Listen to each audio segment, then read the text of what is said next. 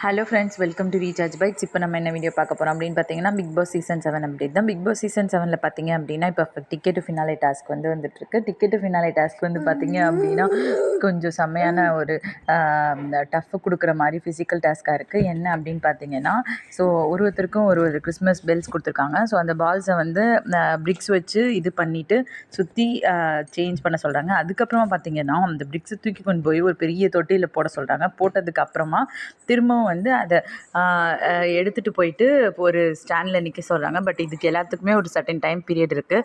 So இது physical task அப்படின்றதுனால இப்போதைக்கு கேமில் பார்த்தீங்க அப்படின்னா ரவீனா, விசித்ரா, அதுக்கப்புறம் தினேஷ் 3 பேரும் முடிக்காத மாதிரி தான் காமிச்சிருக்காங்க. ஸோ இதில் ரவீனா தினேஷ்லாம் ஏன் இது பண்ணாங்கன்றது, கிவ் அப் பண்ணாங்கன்றது நமக்கு தெரியல. பட் ஆனால் மீதவங்க எல்லாருமே இந்த டாஸ்க் முடித்த மாதிரி தான் காமிச்சிருக்காங்க. ஸோ ஃபிசிக்கல் டாஸ்க் அப்படின்றதுனால விசித்ரா மேம் கண்டிப்பாக இதில் டஃப் கொடுக்க முடியாது.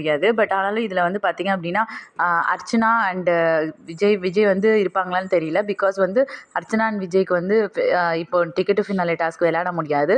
பட் ஆனால் பிக் பாஸ் அவங்களுக்கு ஒரு ஆப்ஷன் கொடுத்துருந்தாரு. நீங்கள் விளையாண்டாலும் அதில் இருக்க பாயிண்ட்ஸ் நீங்கள் யாருக்காவது ஸ்வாப் பண்ணலாம் அப்படின்னு சொல்லிட்டு. ஆல்ரெடி இதில் பார்த்தீங்க அப்படின்னா டிக்கெட் டு ஃபினாலில் 3 பேருக்கு ஒரு சர்டன் பாயிண்ட்ஸ் இருக்குது. யார் அப்படின்னு பார்த்தீங்கன்னா தினேஷ், பூர்ணிமா, அதுக்கப்புறம் நிக்சன் 3 பேருக்கும் ஒரு பாயிண்ட்ஸ் வச்சுருக்காங்க. பிகாஸ் டான்ஸ் மாரத்தான் டாஸ்கில் அவங்களுக்கு அந்த பாயிண்ட்ஸ் கிடச்சிது. ஓகே ஃப்ரெண்ட்ஸ், ஸோ இந்த ticket to finale task Vishnu, Maya, Poornima எல்லாருமே நல்லா பண்ணுவாங்கன்னு நான் நினைக்கிறேன். பிகாஸ் ஃபிசிக்கல் டாஸ்க் அப்படின்னா இது நல்லாயிருக்கும். பட் மென்டல் டாஸ்க் அப்படின்னு சொல்லும்போது கொஞ்சம் நெக்ஸ்ட் பார்த்தீங்க அப்படின்னா யார் ஒழுங்காக செய்வா அப்படின்னு பார்த்தீங்க அப்படின்னா விசித்ரா மேம் கொஞ்சம் சூப்பராக பண்ணுவாங்கன்னு நான் நினைக்கிறேன். பிகாஸ் அவங்களுக்கு கொஞ்சம் மெமரி பவர் அதிகம். மெமரி பவர் இருக்க விஷயங்கள் கண்டிப்பாக டாஸ்க் இருக்கும்.